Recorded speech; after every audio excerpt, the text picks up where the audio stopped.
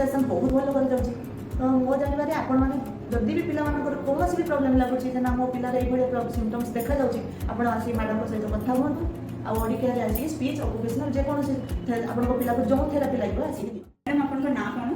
नमस्कार मो नाम स्वागतिका पंडा। अच्छा आपन का पिलार नाम कौन? स्वराज विकास पंडा। आपन ऑडिकेयर स्पीच एंड हियरिंग क्लिनिक को केबेठु आसुचंती? मैम एठी आसबार मते 4 मंथ्स हो गलानी। आपनकर कोन प्रॉब्लम्स में आपन ऑडिकेयर स्पीच एंड हियरिंग क्लिनिक को आसुचंती? मैम मो डॉक्टर को एडवाइस नेली डॉक्टर को एडवाइस नेला परे मते लागला जे ताको डॉक्टर ने कहिले जे ताको थेरापी दरकार। अच्छा तार attention deficit hyper activity disorder अछि। अच्छा तेणु ताको जेहेतु स्पीच ऑक्युपेशनल थेरापी दरकार तेणु मु आसिकी ओडिकेयर रे आपन सहित साक्षात करी तापर पिला भितरे माने आपण जेते बेले डॉक्टर को द्वारा आपनकर पिलार डायग्नोसिस हला सेते बेले पिलार एज केते हेतिला बॉयस केते थिला?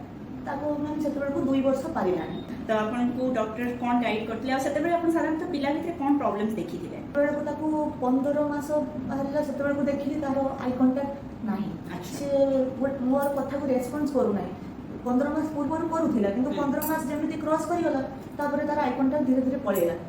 हठात के दिन देखला बेले को से हमको काहे को चाहू नाही हम कथा सुनु नाही कोन से कथा रेस्पॉन्स करा नाही। तापर आमे आसी कि बालेश्वर डॉक्टर को सहित देखा कला परे सर जणैले हमको जे तार एभलिया प्रॉब्लम सब ADHD प्रॉब्लम अछि ताको थेरापी दरकार। या पनी कोनोसी मेडिसिन से रेफर कले खाली एमिति दे देले ब्रेन डेवलपमेंट पई मेडिसिन कहले किंतु आउ कोनोसी मेडिसिन देले नै। ता सहित आपन को स्पीच थेरापी नबा पय हमको स्पीच थेरापी ऑक्युपेशनल थेरापी नबा पई कहले।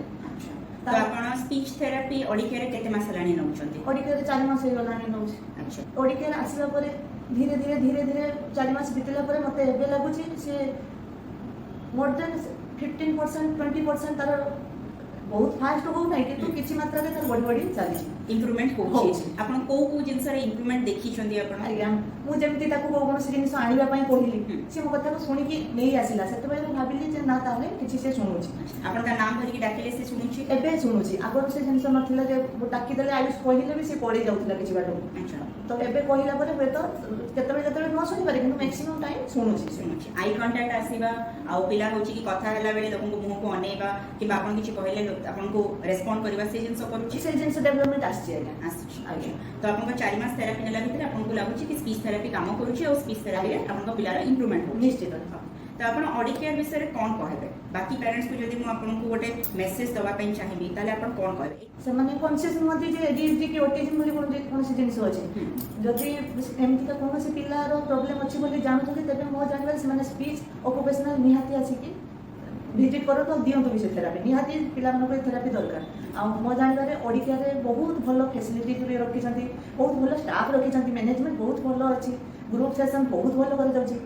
तो मो जानबे आपण माने जदि भी पिला मानकर कोनोसी भी प्रॉब्लम लागुछि जे ना मो पिलार ये सिम्पटम्स देखा जाउछि आपण आसी मैडम को सहित कथा हुंतु आ ओडिकेयर रे आसी स्पीच ऑक्युपेशनल जे कोनोसी आपण को पिला को जो थेरापी लागबो आसी दियो।